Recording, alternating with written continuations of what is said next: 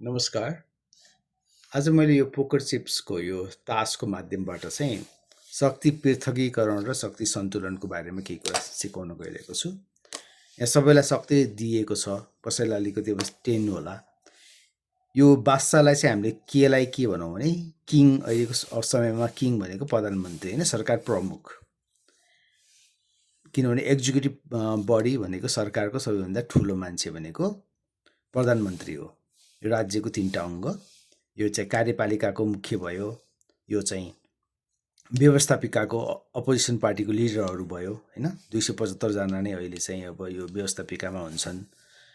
अब यो जुडिसरीमा चाहिँ कतिजना हुन्छ भनेदेखि मुख्य न्यायाधीश हुने भयो।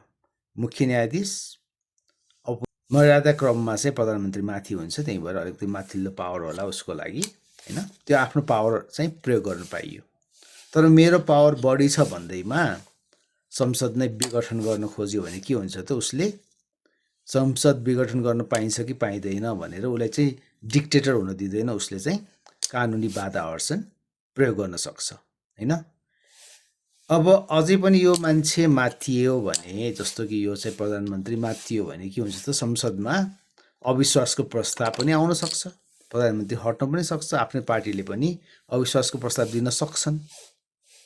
कुन बेलामा सक्छन्? जब प्रधानमन्त्री अलिकति डिक्टेटर भयो, अथवा यो न्यायालयले, यो प्रधान न्यायाधीशले पनि के गर्न सक्छ त, उसलाई कानुनी कठघरामा उभ्याउन सक्छ। तिमीले गरेको यो मिल्यो यो मिलेन भनेर यो जुडिसरी बडीको मेन व्यक्ति होइन, प्रधान न्यायाधीशले पनि उसलाई कानुनी कारबाही गर्न सक्छ। कस्तो अवस्थामा? जब उसले कानुन मिच्यो। यदि कानुन नमिचिकन अगाडि बढ्नको लागि कुनै पनि क्षेत्रलाई कुनै बाधा छैन, त्यसलाई शक्ति पृथकीकरण भनिन्छ। जस्तो कि यो जुडिसरीले आफ्नो काम कारबाहीहरू गर्ने क्रममा म जस्तो ठुलो मान्छेलाई पक्रिने तँलाई भन्न पाउँदैन, किनभने संविधान अनुसार चलेको अवस्थामा। तर यो जुडिसरी व्यक्तिको, यो प्रधान न्यायाधीश पनि संविधान अनुसार चलेन भने होइन, यो व्यवस्थापिकाले उसलाई के गर्न सक्छ त, इम्पिचमेन्ट अर्थात् महाअभियोग लगाउन सक्छ होइन। त्यही भएर ऊ पनि सर्वेसर्वा होइन। त्यसलाई के भन्छ? महाअभियोग लगाउने कार्यलाई के भन्छ?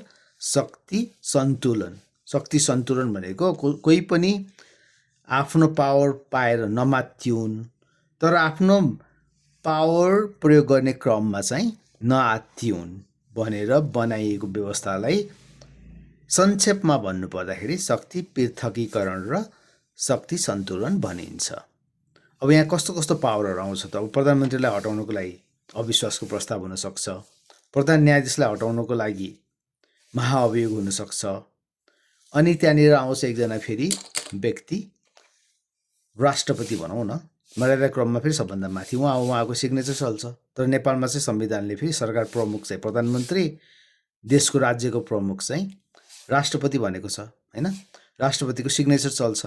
कुनै पनि कानुन चाहिँ व्यवस्थापिकाले पारित गरिसकेपछि, तल्लो र माथिल्लो सदन दुईटैले पारित गरिसकेपछि जबसम्म राष्ट्रपतिले साइन गर्नुहुन्न तबसम्म त्यो कानुन बन्दैन होइन। विधेयक कानुन बनाउने प्रक्रिया भनेको त्यही सिग्नेचरको कुराहरू भयो।